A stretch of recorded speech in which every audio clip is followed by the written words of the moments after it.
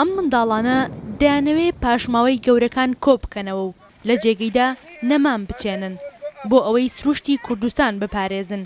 ئەمە یەکەم جار نییە ئەم قوتابیانە شوێنە گەشتیارەکان پاک دەکەنەوە، بەڵکو هەموو ساڵێک قوتابیانی قوتابخانەی سەروەرانی نێودەوڵەتی جگە لە پاکردنەوەی ژینگە نەمامیش دەچێنن. ساڵانە دەرمان ڕواندووە هەموو ساڵێک لە 100 بۆ 150 دەرمان ڕوانوە. خۆیان اقتراحیان کرد ئەم ساڵ بە بچین هەم پاکیکەینەوە و هەم داریش بڕوێنین. یاوشتە لە خۆیانەوە پێشنیاریان کرد و ئێمە وەکو قوتابخانە ڕێکمان خستووە هاتین.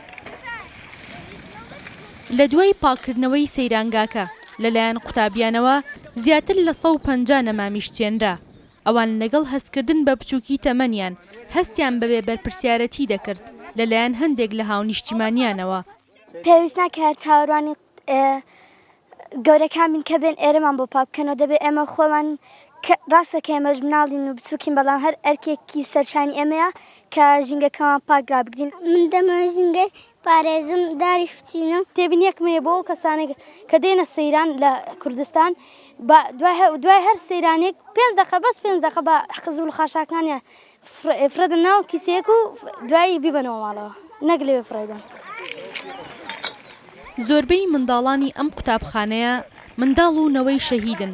پاکردنەوەی ژینگەشیان پێ بەشێک بوو لە پاراستنی کوردستان و بە فیڕۆنەدانی خوێنی شەهیدان.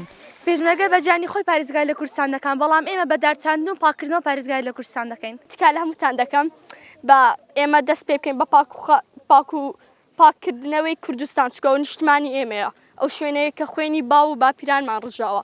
دەبێت بە باشی پەروەردەی بکەین و ئاگامان لێ بێت، چکە ئەو خوێنانەی کەوتونە بە بەلاش نەچوونە، بە فیڕۆش نەدراون تەنها بۆ هیچ شتێک. دەوترێت گەورە ئەو دەڕژێت و بچووک پێی لێ دەخشێنێ، بەڵام ئەمجارە بچووکەکان ژینگە پاک دەکەنەوە و داوا لە گەورەکان دەکەن پیسی نەکەن. ئەم مناڵانە هیچیان تەمەنیان لە 13 ساڵ زیاتر نییە. دەیانەوێ لە ڕێگەی پاکردنەوەی ژینگە و دارچاندنەوە سروشت جوانتر نیشان بدەن. تەنیا داواکاریشان لە هەموو خەڵکی کوردستان ئەوەیە کە تەنیا چاوەڕوانی حکومەت نەبن و هەر یەکەیان لە ئاستی خۆیان خۆی بەرپرسیار بزانێ بەرامبەر بە ژینگە. ئیڤان عەبدوڕەحمان، ڕوودا و